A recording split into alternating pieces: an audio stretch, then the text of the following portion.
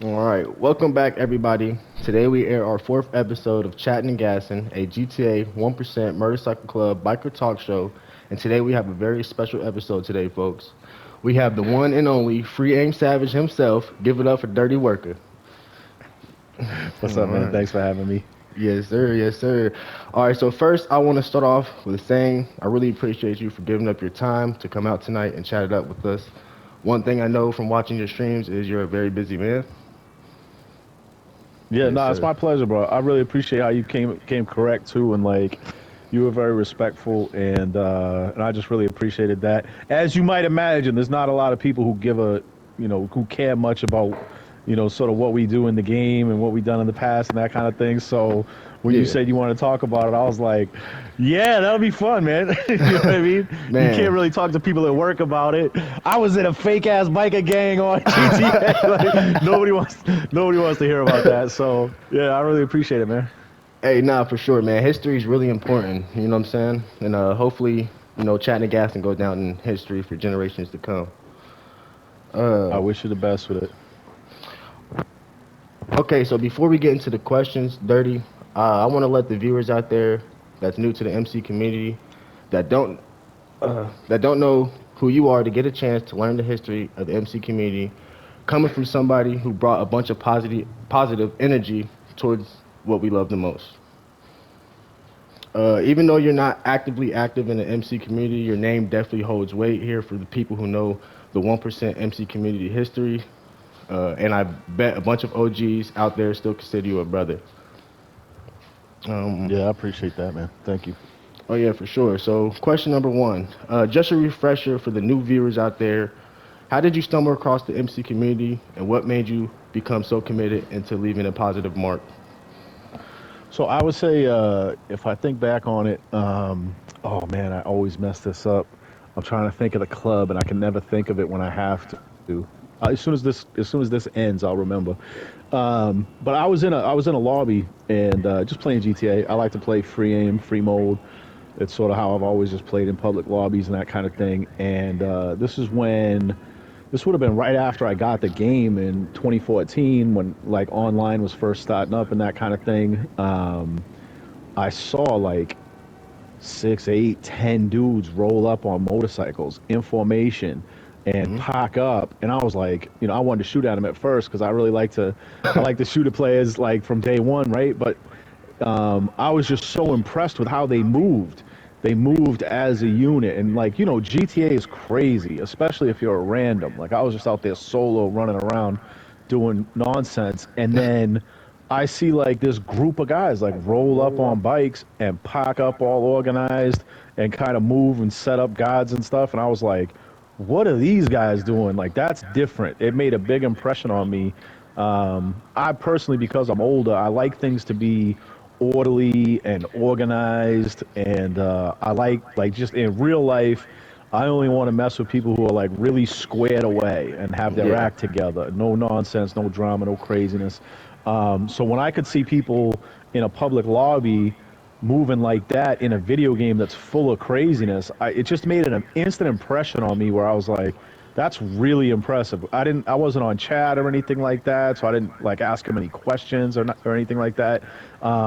It just made a big impression on me right away. It was sort of the first impression I had of what an MC was in the game. It never occurred to me that anybody would do that Yeah. in GTA, right? So then a kid, a guy that I had played with and was friends with in the game, this dude Tenshu, we weren't like real close or anything like that. I played with him like one or two times, and he was just a really chill dude. This English dude, very laid back, very respectful, very friendly, and I just thought he was a good dude. And so one day, I jumped into a lobby and I see his name on there, so I rolled over to go say what's up to him, and he was like standing in a brown jacket outside of LS Customs holding a shotgun.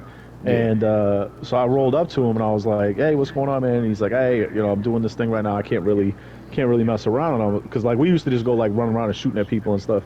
And he's like, "No, I can't really do that." And I was like, "Well, what's going on? Like, what are you doing?" And he's like, "I'm prospecting for this club." and I'm trying to join this club, the Reaper Lords. And I was Yeah. like, "What do you mean? What is it? Like, like what's a club? Like, in a video Yeah. game, right?" It's in And he's GTA, like, bro. "Yeah." He's like, "Bruv," he's like, "You gotta check out their YouTube channel." He's like, "They're like badass bikers, bro." He's like, "You gotta check it out." So I was like, "All right." So I went and played GTA or whatever, and then like, whatever. The next day, I checked, and I went on the Reaper Lords YouTube, and they had this Gangland video.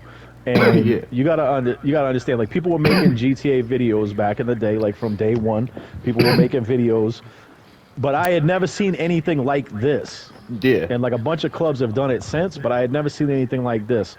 It was like guys in the club like doing voice acting over their characters and stuff, and it was set up like a Gangland episode, which was a show that was on like Discovery Channel or something, a History Channel Yeah. back in the day, that would feature various criminal organizations and that kind of thing. And they did it, and I liked that show. And they Yeah. did it exactly like that, but on a motorcycle club, an outlaw motorcycle club, about their club. And I thought it was so creative, so smart. I'm like, people do this in video games? Like, I couldn't even get my head around it, right? So, Yeah. you know, I was like, hey, I said, how do I join or whatever?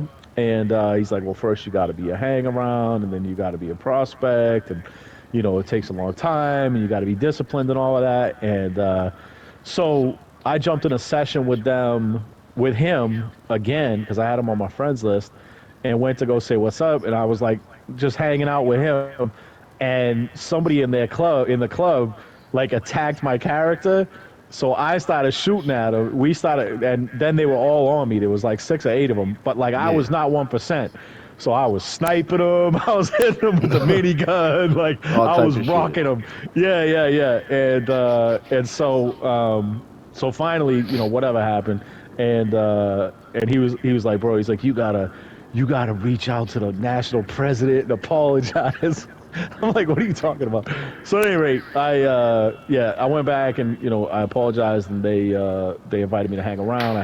Hung around, got patched in or whatever over a period of time, and as I got to know these guys, it was something I had never experienced in video games before. The way these guys were all really close, I really had the sense that there was a very genuine level of respect, mutual respect, that they cared about this organization they were part of, and they cared about each other.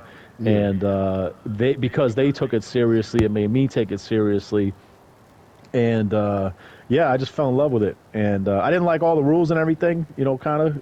I was, I've probably been in probation more than anybody in the history of that club. But like, I didn't really like. You I don't didn't. I break didn't really. rules, you're not a real outlaw, right? That's what I say. That's right, man. So anyway, I joined, and over time, we had a guy that was running the club. He was the founder of the club. He went by Lord King God, and super creative guy, very talented with like video editing and just his overall vision for the club. Like he really knew what he wanted to do. He really knew what he wanted the club to be.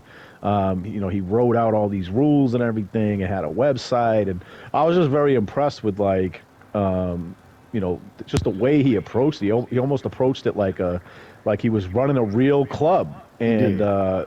so I just respected that. I really respected how well he put everything together, how thoughtful, like every little detail, and I had just never seen anything like that in gaming. And so over time, at any rate, like I would say, I was probably in the club though for like maybe 6 months, a year, something like that, before I really felt like I'm really like I really care about this, and I care about these people. Do you know what I'm saying? I was Yeah. sort of casual with it at first. I didn't really kind of get it, but as you get closer with people online, I really started to feel like I was part of something special, and I could see that. And I should go back just one step real quick. Prior to joining this club, I had been like featured by Rockstar, and been on their live streams and that Yeah. kind of thing, just for like social media stuff that I was doing.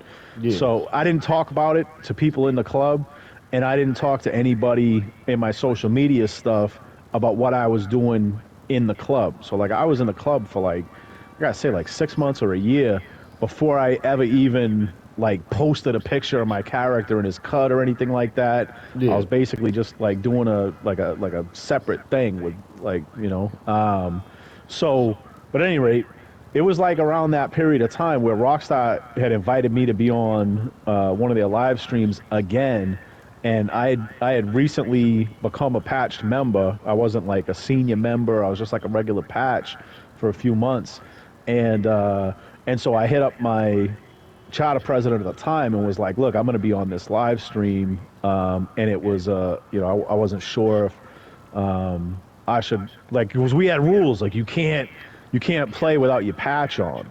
Yeah. So I was like, I don't really want to be like bringing attention to the club that is whatever, negative or positive or anything like that. I'm not a spokesman for the club. I'm just a patch. You know what I'm saying? I really took like what they had built seriously. Yeah. So I didn't want to be out there speaking for the club because I'm just a brand new patch basically. Yeah. And they You were want to like, nah, overstep your go. role. Yeah, exactly. But they ran it up the chain, and they were like, "Yeah, hell yeah, wear the patch, talk about it, do your thing." So I went on the live stream that time, rocking the patch and everything, and then I was able to like freely, like, start to post content on like Twitter, and like Twitter was like the thing back then, at least for some people. YouTube, there wasn't really anything on Instagram in the Yeah. early days. Like nobody was really using Insta for that. So at any rate, yeah, I started getting involved in that, and then my followers were going up and up and up, and I started asking myself like, okay, so we're in this club, we have this like our YouTube channel was popping for the club channel, and I had like a verified Instagram or a Twitter account and that kind of thing. It was getting love from Rockstar, so I'm like, so we have all this like shine on us. Who do we want to be? Yeah. Right? Like it's one thing to be like, walk in a lobby and be like, oh, I'm part of this club and blah blah blah, right? Okay, that's cool, but like now you're reaching out past that. It's past what happens in the lobby. You have an opportunity. You have this platform. You have this light on you. What are you gonna do with it? So that's where I started talking with the club about doing like charitable events and that kind of thing. And there was this kid, a young kid, who needed a liver transplant. And And I decided, I wanted to try to help, with financial resources and that kind of thing, because his mother was having to travel back and forth to the hospital with him and didn't have like sick time off and that kind of stuff for work. So it was a real financial burden on them, and I can relate to that. So I was like, now we have this voice. Let's try to do something with it. So I started like through my Twitter and just people that I knew in the gaming community outside of MCs, trying to raise money to help this family, and we raised a whole bunch of money. And once we did that, then we did a live stream on the club channel where we had like raised like another chunk of money and presented that to the family on the live stream, and like his mother was like crying and showing us all kinds of love, and it helped to within the club that we were in, it sort of helped to help us see what we could do, and it made everybody feel like they were part of something special, like we really did something outside of gaming that had a major impact, or at least some impact on a family that needed help in the real world. And it kind of like, I don't know, it instantly brought us all closer together, like we had a different level of purpose for being that went beyond just being a quote unquote badass biker club on a video game. Now all of a sudden we can have impact in the real world. So that's a long way of explaining it, but you asked me sort of how I got into the MC community and what made me want to have a positive influence. And so I would say it was initially the desire to help this family and to do that good in the real world, but then seeing how excuse me, transformative it was within our club, yeah. and the fact that it brought us all closer together and gave us all a sense of pride based on something more than just what's your KD or how'd you do in a TDM. It really helped us feel like, wow, we're really part of something special where we can mobilize because we're organized and because we're serious as people on game and off game, we can harness the club's combined talents to do something good in the real world, and that gave us all a sense of duty and a sense of pride and a sense of accomplishment. And so it's kind of like that for me anyway was like, okay, I get to do my little part to help, but also help to mobilize this organization of people and give them purpose. And I could see it within the club, the positive benefits. And then all of a sudden, so then for me, it took on a bigger meaning because, again, I could kind of feel like now I'm part of something even more special because all of these people are so hyped up and excited and focused and driven to do something good. And I was like, wow, I'm really part of something special here in this club. And it just gave me a lot of, a great sense of pride to be part of a group of people that were so committed to doing things like that. Yeah, man, that's well said. I think even besides just a positive impact on the club, I think it was like a positive impact on the community as a whole. A little bit of what you were saying, like it really showed what gaming can really be, especially coming in like not really understanding like how serious it could be. You see what I'm saying? For sure. Yeah, no, I definitely checked that out and really thought that was really positive for the community, man. Um,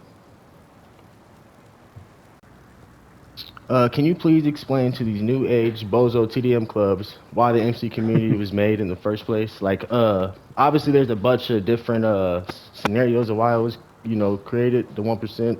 But from your point of view, uh, what do you know about the MC community getting first, made? So I guess the first thing to say is like there was a community almost from day one of people who like were parts or a part of were part of different clubs that were set up within the game. And it was like individual clubs just spread out across GTA, less of a community thing and more of a just happens to be that these guys dress up like this and ride motorcycles and those guys dress up like that and ride motorcycles. Yeah, And at some point though, a true community started to form where you had a handful of clubs that wanted to sort of play a certain kind of way. So what it came down to is, and some of this came out of TDM culture, to be fair.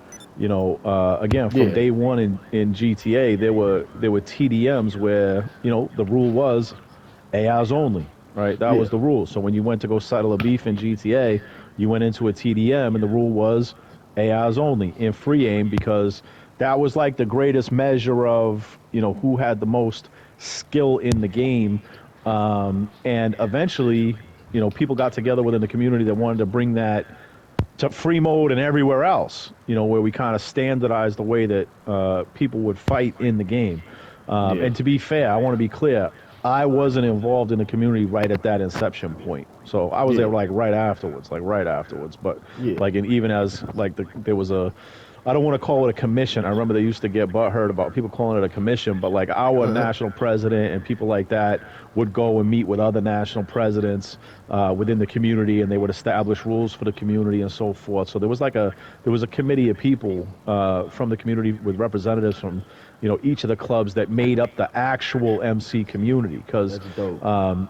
yeah, you had clubs that like you would have basically knockoff clubs. That's what we used to call them. You would have like people who played as Lost MC, and they were just randoms, like just randoms that wanted to dress up like a biker for a day or for a week or whatever. Uh, And they would ride motorcycles and dress up like Lost players. And then you had like the Sons of Anarchy TV show came out, and people would be like, running around in Sons of Anarchy clubs. And this is not to knock anybody who is in those clubs today, because there are some actual legit clubs that have been around for a long time that still rock names like that and so forth. So I'm not trying to like, disparage anybody, but back in the early days, that's what you had. You had people, not coming up with like an original club concept, being but basically organic. knocking off something that existed in media or in the real world. So people taking real world clubs and putting their patches in the game. And for anybody who knows anything about, motorcycle club society out in the real world, like that's a Definitely. big no-no. You don't take somebody else's patches and regalia that they've earned and just put it on and feel like that's an honorable thing to do. You walk into a bar rocking a patch or a anything Yeah. representing a certain club, and you're going to get checked on it. So Yeah. for people who were in the community, that was kind of looked down on. And basically, you had what would be considered the MC community that was comprised of like original name clubs that would go out and bang on those clubs. So like if you saw a club that was wearing Sons of Anarchy stuff, or you saw a club that was wearing Lost stuff, you could basically attack them at will with no consequences. They were like a kill on sight for everybody in the community. But Yeah. the way that the community operated is if you had any friction within the community, any kind of level of disrespect, whether it's shooting at each other or trash talking or anything like that, basically clubs would either like bring it to this committee to sort out, or they would individually work it out between the clubs. So like for me, when I first got into the community, I thought that was one of the most interesting aspects of the community, is the fact that like if our club had beef with another club, like two patches get in a fight or whatever, well, now that has to get run up the chain to the presidents, and then the presidents would organize a sit down, and both clubs would roll into a lobby, no shooting, no nothing. The officers would go in to like a neutral area and like work it out. Have a meeting and figure out what are we gonna do. And those, the different solutions that would come about would be like, we would either, one club would apologize to another club and you squash it, or you would agree to a TDM and you would have your death squad from one club, a death squad from another, go and fight it out in a TDM, and there'd be a winner Yeah. and a loser and that kind of thing. Or you would go to war and you would just be kill on sight and bang on each other until it got resolved between the clubs. But the key here is there was an actual community, right? So like we talk Yeah. a lot about the MC community today, but it's not really a community. It's really not. It's more of a subculture. It's like you have a bunch of people who decide to play a certain kind of way, dress a certain kind of way, but it's definitely not a community. It's just a group of people who happen to do a certain kind of thing. Back in the early days, there was an actual community with a handful of clubs that would get together and work things out and establish things like the 1% rules. So the way Yeah. that shook out is basically taking that ARs only from TDM culture and the way that clubs would sort out beefs between themselves, where it was assault rifles only. Now bring that into free mode sessions, and now it's you're only allowed to use pistols, assault rifles, melee weapons, and pump shotguns, and that's it. And no other weapons were allowed between MCs. In the Yeah. early days, a lot of times that was like only reserved for MCs. So like if it was two clubs who were fighting, it would be like assault rifles, pump shotguns, pistols, and melee weapons only. Whereas if you were fighting just randoms, you could do whatever you wanted because it was basically viewed as outside the community. Eventually, Yeah. that got tightened up even further as people kind of went crazy with it and said 1% is AI's only, period, all day, every day. Like, I'm not going to name any Yeah. names, but like, I remember one club would be out there getting mopped by jets and tanks and everything, and they'd be shooting at them with AIs, and I'll be like, bro, what are you doing? Like, that's stupid. That defeats the whole purpose. This is like the whole samurais fighting with swords against, Gatling guns. Like, I mean, I Yeah. get that, like, it gives you a sense of honor or whatever, but it is a video game at the end of the day, and if you're shooting at a jet with an AR, it's just silly. So, Yeah. Try to shoot the so at tank any rate, engine yeah, out and shit. yeah, it was just goofy, but I'm saying though, I only say that to be illustrative of the fact that like it evolved over time. It started out with like no rules, then it went to like I say, limited weapon wheel with ARs only and TDMs, and then eventually some clubs started to push the agenda of ARs only for everything. But that's never how it was an intent. That was never how it was intended. That's never where it started. And so for me personally, when I played, for example, I always played according to like, you want to call it the OG rules. I played OG rules against MCs. But then if people were not playing according to the OG rules, then I would go off script and do whatever I wanted to do, basically. Yeah. So like jets, I'm taking them down with rockets. Tanks, I'm taking them out with stickies, like whatever. You run me over in a vehicle, I don't care what it is, I'm blowing that up. You know what I mean? So like for me, like that was how I always kind of approached it. And then in the club that I was in, we had bylaws that said specifically what, our sort of rules of engagement were, who we were allowed to shoot at, not shoot at, what we were allowed to use, not use, that kind of thing. And that varies club to club. As that's sort of like how it stands today. Yeah. Yeah, that's well said, man. Just elaborate a little bit on what you were saying about the like it's not even an MC community anymore. Yeah, that was real powerful, man. Cause like the message we've been trying to push, a lot of clubs, been telling us like it's a lost cause, or whatever. But at the end of the day, like, you might as well try. You start somewhere. Right now might be the most challenging this time in the MC community, being with all the new, items they added for the griefers and all that. With the new pop-up clubs coming up with their new agendas of what they think a 1% club is. Uh, so yeah, if the community can band together again and come back to them glory days, like it was once before, I think the we can overcome anything. Especially at this For time sure. being. Um. So, what year do you think the MC community? Well, not MC community. What year do you think the 1% MC community was at its peak?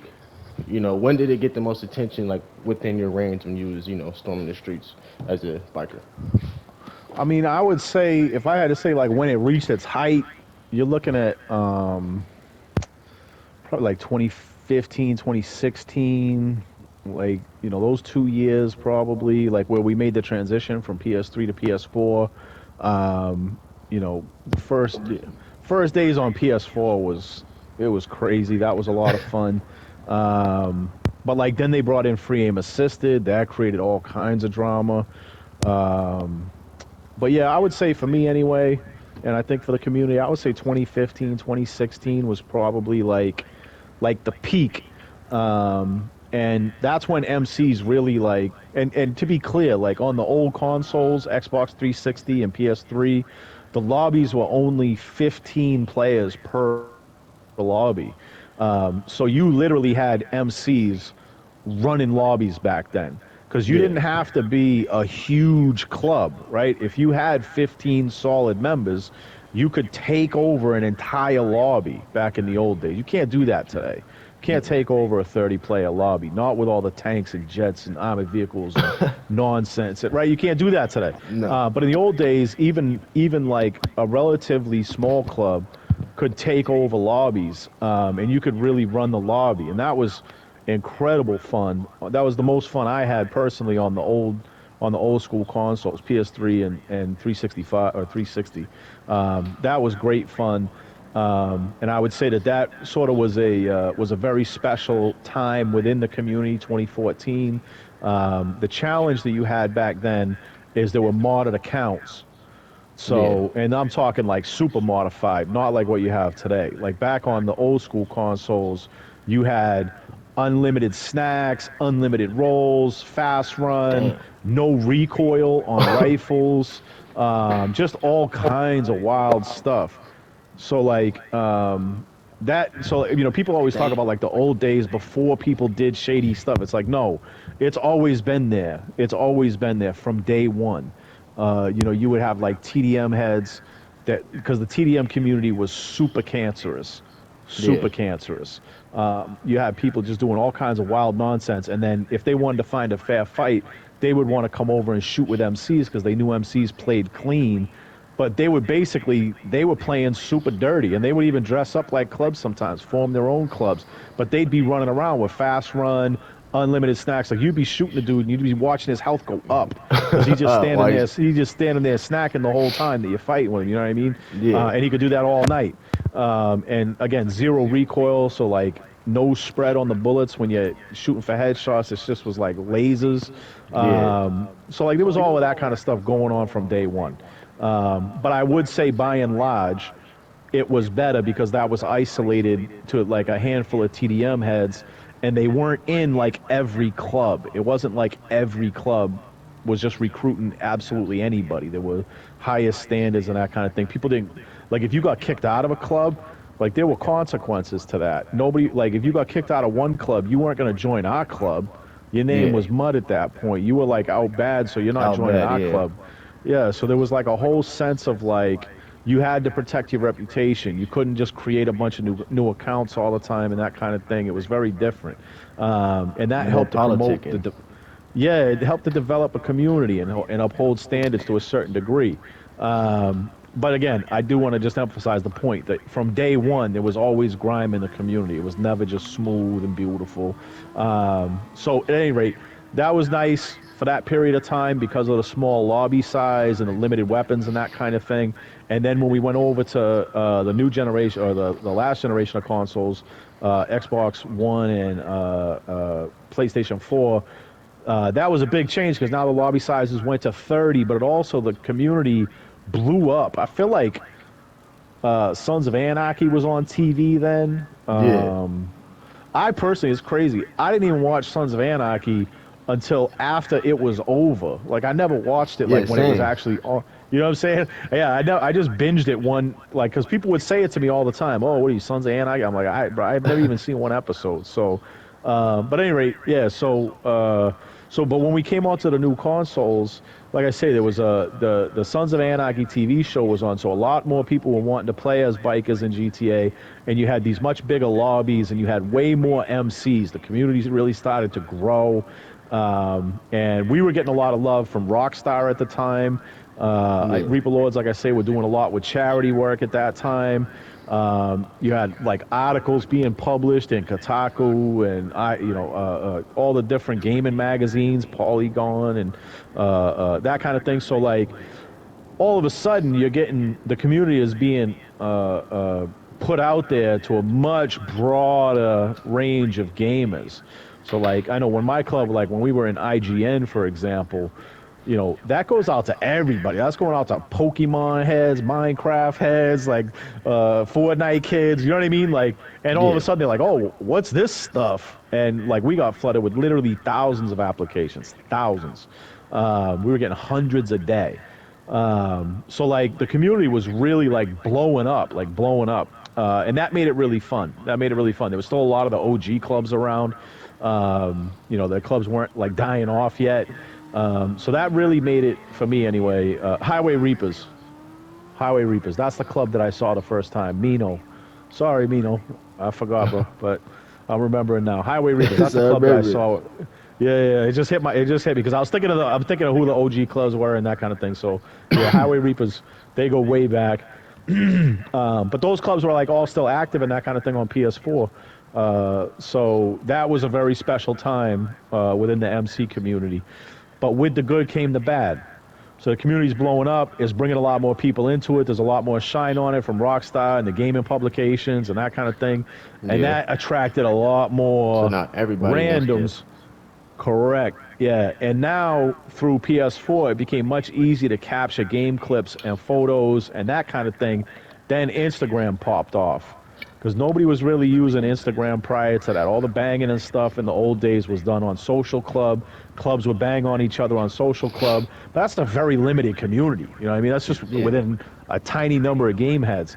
Once you put it out to Instagram, now all of a sudden you got a whole new community of people coming in who they don't care about motorcycle clubs. They don't care about 1%. They don't care about nothing. They care about how many little hot things can I get on my photo when I post a picture of a guy? How many new followers am I going to get if I post a, quote unquote exposed video on whoever? Uh, It changed the whole game. So you had a whole bunch of clout chasers basically come in who didn't really care much about the quote unquote MC culture or MC community. They just cared about getting views on YouTube and Instagram.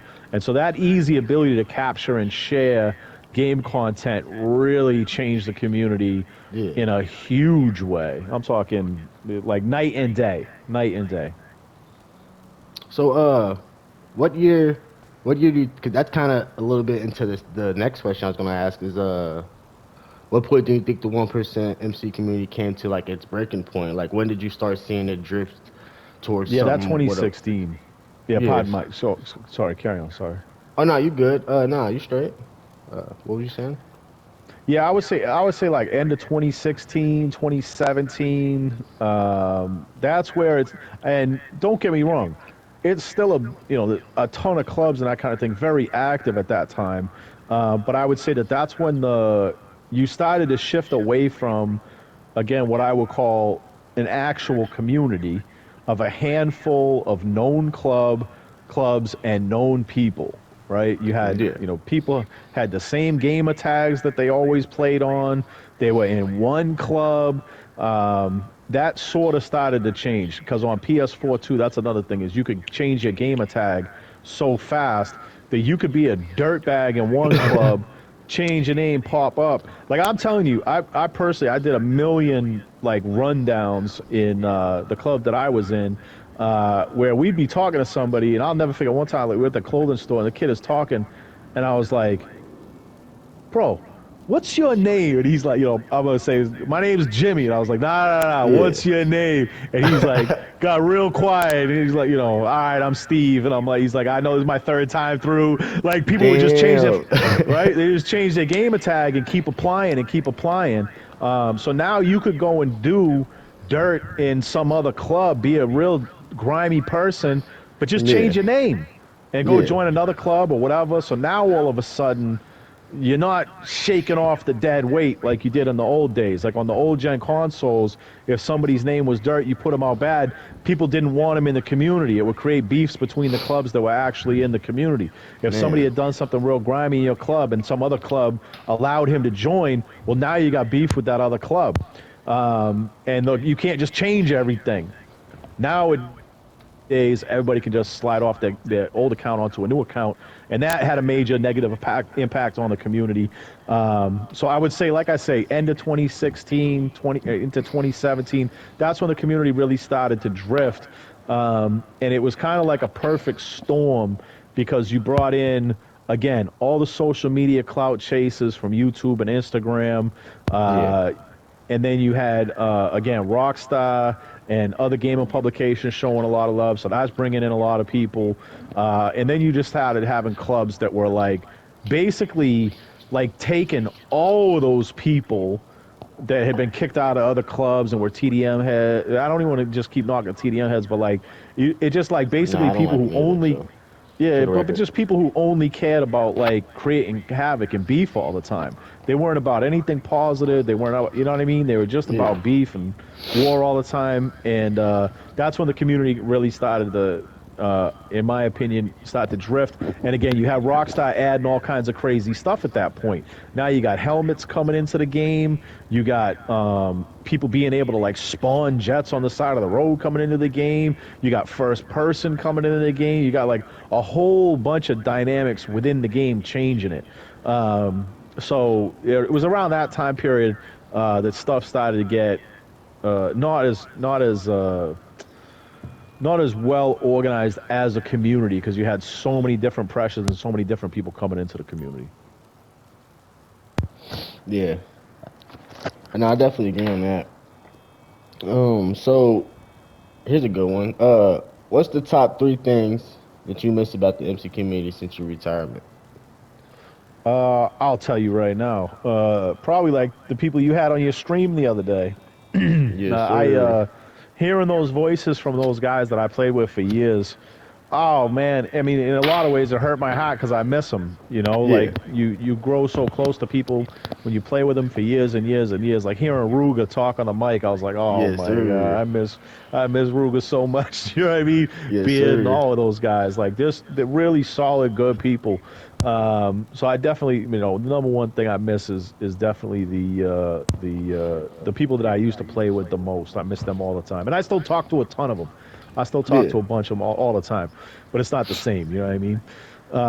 So I would say I missed that the most. But then I would say that, again, I missed when the community was really a community, when it was a handful of clubs and there was really like a level of standards within the community. So again, if you had beef with another club, you would take it to your offices would take it to their offices, you would sit down, you would work it out, and as a community, things sort of ran in a more orderly fashion. I really like that because it really helped to feel like not only are you part of a special thing within your own club, but you're also part of a special thing that kind of, goes out beyond that within the gaming community. You're part of a bigger community. I really enjoyed that a lot. And yeah, I just miss running around, shooting at people. I miss the beef too. I really I liked all of that. I like shooting, I like shooting at people. I liked, when our club would come out on top and that kind of thing. I really enjoyed. That's like for me anyway, in terms of my role in the club. Like that's all I ever really did was play just public sessions and just run around shooting at everybody with my AI.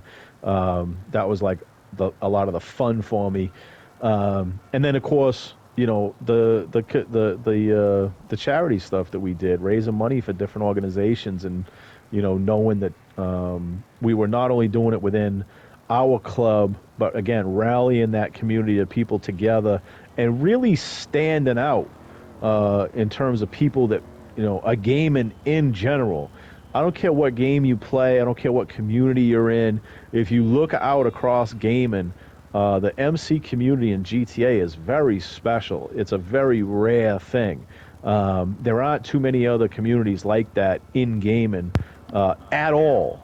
And GTA is literally the biggest entertainment product in the history of mankind. You're talking about over 100 million copies of the game sold. You're talking about millions and millions and millions of people that play GTA.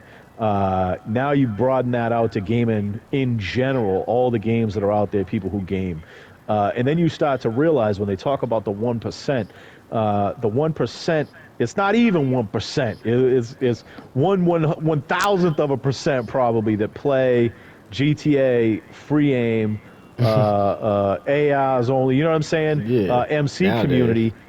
Yeah, but look at all the money that we've raised. Look at all the good that we've done.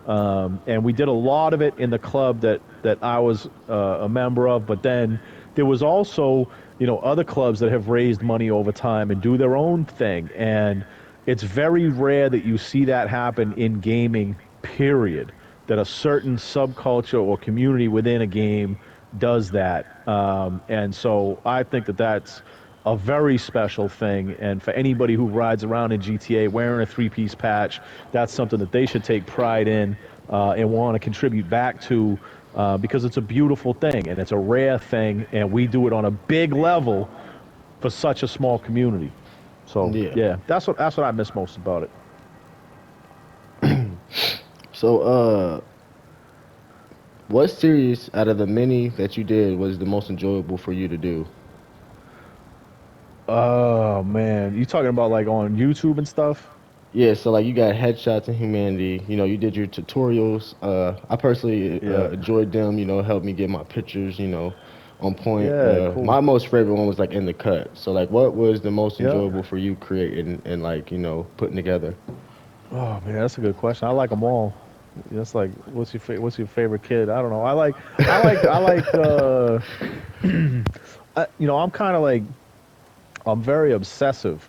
So like, I like to do one thing like a lot, and like I go deep on stuff, and then move on to the next thing. So like, Yeah. I would say whenever I was doing any of them, that's the thing that I liked the most when I was doing it, because I like creative stuff, and I like interacting with people and that kind of thing. I really, I would say like the Free Aim Savage stuff that I did, I really enjoyed because, and this is like prior to making those videos, if you had seen what GTA videos looked like out of the MC community, they were Yeah. completely different. It was the same video over and over and over again. People were Different only music and shit. posting, yeah, people were only posting TDMs with trap music over it, the same edits, the same. It was the same thing over and over and over and over again. And everybody basically had like a same style of posting literally just TDM footage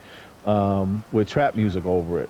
And I personally, I like heavy metal myself. I like all kinds of music, but like, Yeah. especially like when I'm playing the game, like for me, like that's what shooting really feels like, going hard. So like when I was making those, and I would like try to sync up like the little video clips and the actions in the videos with either the lyrics and the beats and the songs and that kind of thing.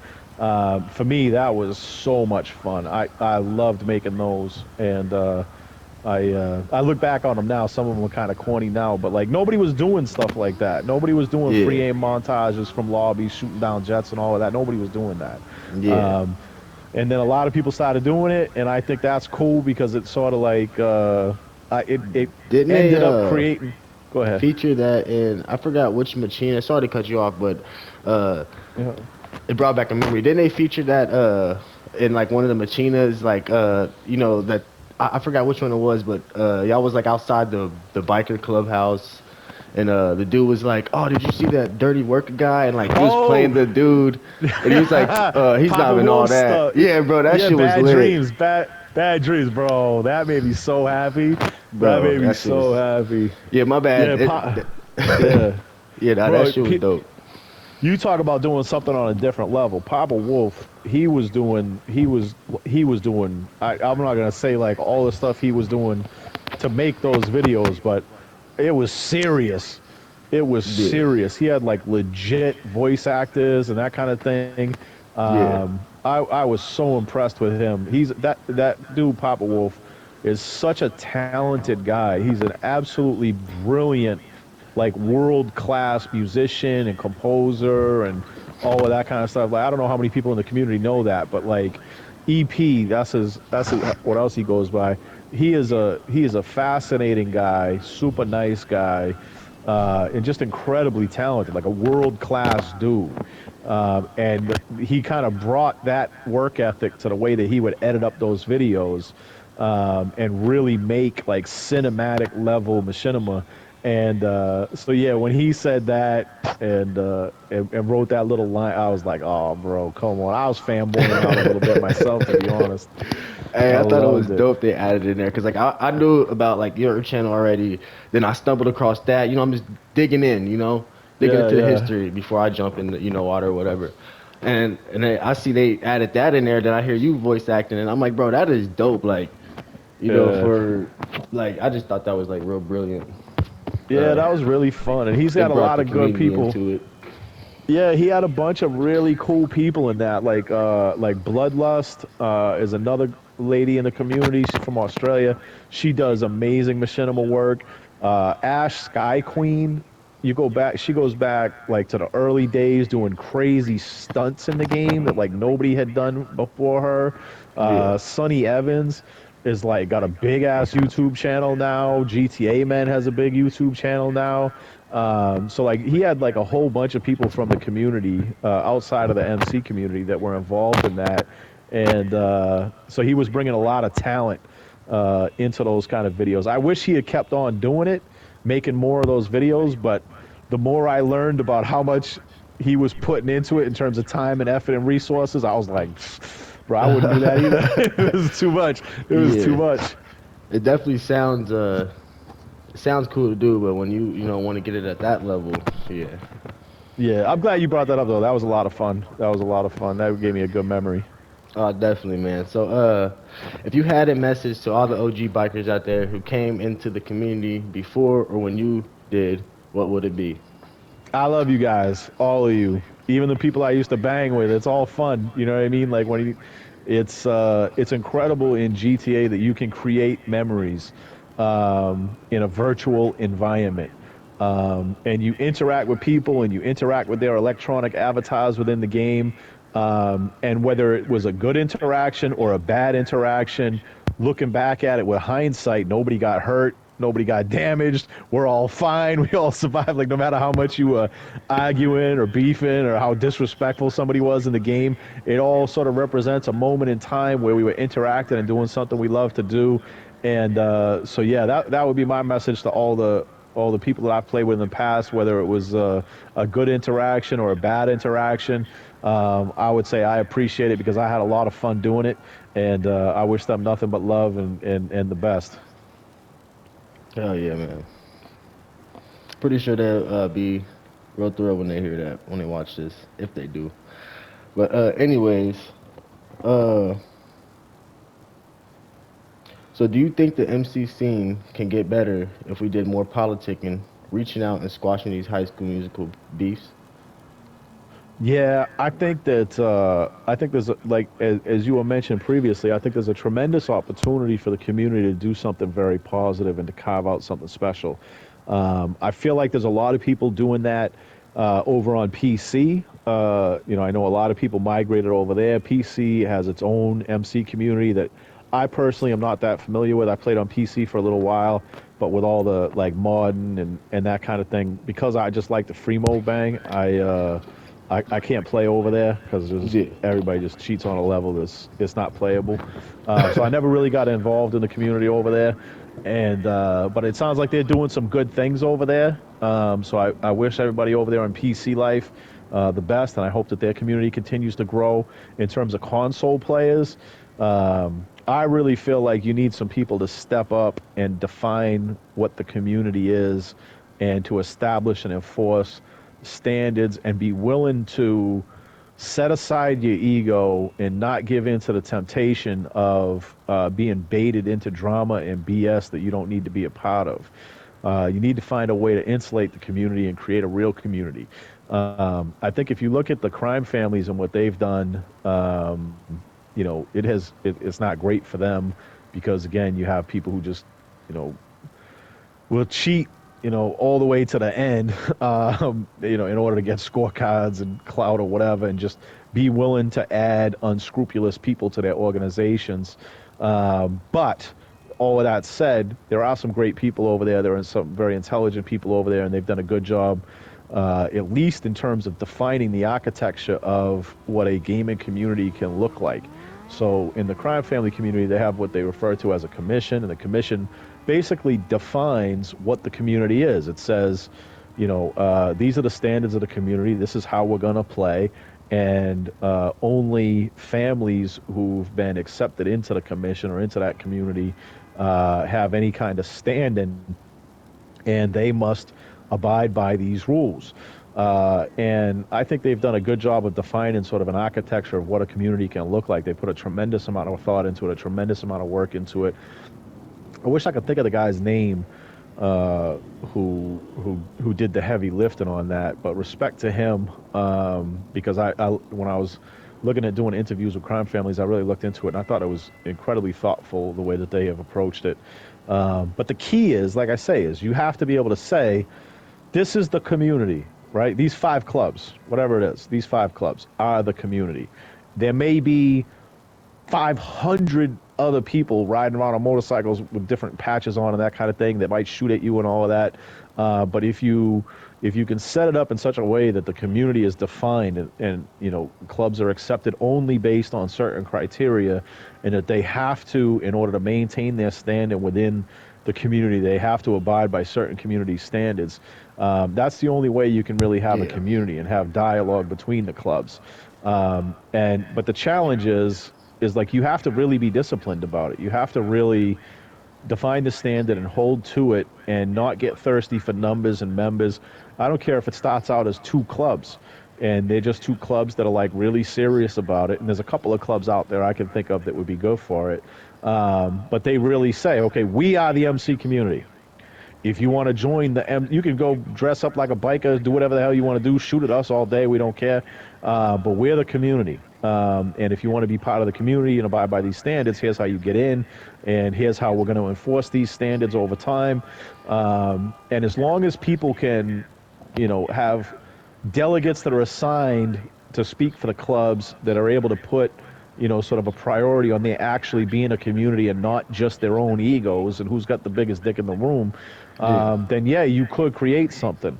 The biggest challenge that you have is that, anytime you put 100 people in a room, you're going to have, people swinging their thing around, and it's a problem. So I would say though that's sort of the framework has been put out there from the crime families in terms of how you form a community. If you had some clubs that would step up and really try to do something on a bigger level, I think that would be doable, perhaps. The key is, again, you have to enforce standards. You can't have clubs just like recruiting for numbers just to be able to shoot at people and letting in people who are shady and going to do all kinds of drama and nonsense. Like you got to have standards. Yeah. So again, my recommendation in terms of the community in general would be that if you wanted to have an actual MC community again, the way to do it would be on a very limited basis with a very small number of clubs and let it grow organically over time, only admitting other clubs that really demonstrate that they can uphold the standards over time, and then again having accountability and consequences. But to do that, you got to create something that people really want to be a part of. You know, it has to be prestigious. It has to be exclusive. It has to have a purpose. It has to be Yeah. something that people are willing to sacrifice for.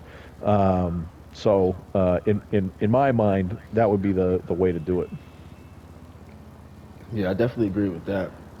Um, if you could pick one great memory from it all, what would it be from like your experience in the MC community? Ah, man, one memory. Um, I would say, it comes down to the people that I've met. So, like, my closest friend is somebody that I met through gaming in general. Playing in the MC community. She's somebody that I talk to, on a very frequent basis. So I would say probably, some of the different things that we did together in the game that still stays with me. My club, we met up out in L.A. and other places too. We had a lot of different club meetups in different parts of the world, different parts of the country. But going out to L.A. and ride motorcycles with the club in real life and seeing some of the different sites from GTA and spending time with, like I say, my best friend. To me, that was like that's definitely one of the best memories that I have from the gaming, from my time in the MC community. Those real life relationships that came out of it. Yeah.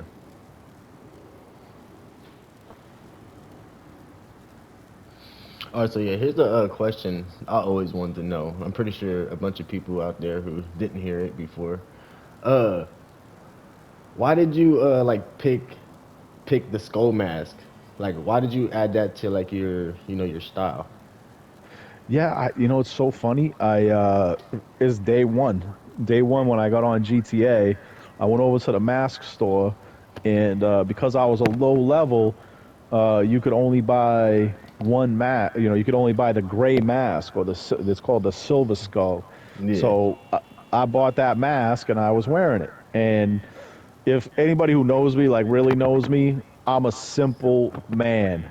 I eat the same thing every day. I drink the same things. I do the same things. I'm a creature of habit. Once I find something I like, I stick with it. I don't care what it is. Like I'm loyal. I'm loyal to like inanimate objects, bro. Like all the way down through everything. Like once I find something I like, I stick with it. I don't change up. So yeah, it's not. There's no big story behind it except that I put it on on the first day that I was playing the game. I really liked the way that it looked, and before I know it, I had just been wearing it forever. You know what I mean? And I was like, so yeah. Now, like there have been times where I've had to take it off, like in the club when I was in probation all the time. You're not allowed to like wear stuff like that. So like Yeah. I would have to take it off, and it's gonna sound stupid, but it feels like I don't know my character when he's not wearing it. You know what I mean? So Yeah. like, it legit, because I've been wearing it every single time I play GTA. It would be like if you played God of War, and instead of seeing that dude, they switched in a Mickey Mouse character. You'd be like, what is this? This is not how I play this game. It looks strange. It looks different, right? And Yeah. for me, GTA is this dude with this skull mask on, because literally on day one I put it on. I was like, oh, that looks dope. I like that. And then I just wear it forever because I don't change up. Yeah. The original. I'm embarrassed by it sometimes though, for real. Because like in like when I look at your character, like he looks like a biker. You know what I mean? My character Yeah. looks It like does look pretty badass. some creepy creature. You know what I'm saying? So, there are times where I'm like, my dude does not really look like a MC guy, but I never really got on GTA to be an MC guy. You know what I'm saying? I just Yeah. got on to play GTA, and I don't like changing up. So now he wears that and rides a motorcycle. Yeah, you could definitely you could definitely tell you different from like anybody else if you look like past photos. You can look at everybody, some of their faces would be all blurry and shit, then you just see like a skull mask. You're like, oh, well, you know who that is. Bro, two things. Number one, if you see anybody in the community wearing this mask, everybody instantly gets on them.